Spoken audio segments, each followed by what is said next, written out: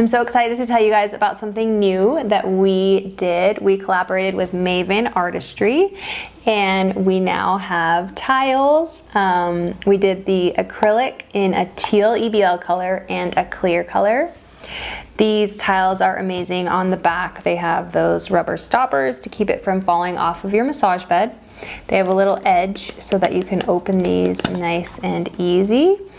This cover is great for storage. It keeps your lashes clean. It helps so that they don't get smashed. Keeps them nice and tidy for you, so you can just put your lashes on, grab and go for your next client. The best part about these tiles is the matte finish on this tile.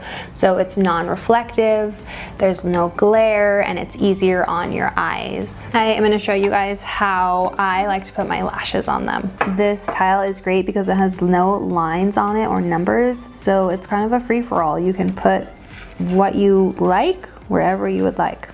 So I start with my shortest length at the top, and I like to go down from there. You can have a new tile for each curl if you'd like, each diameter, or you can mix curls and diameters on them.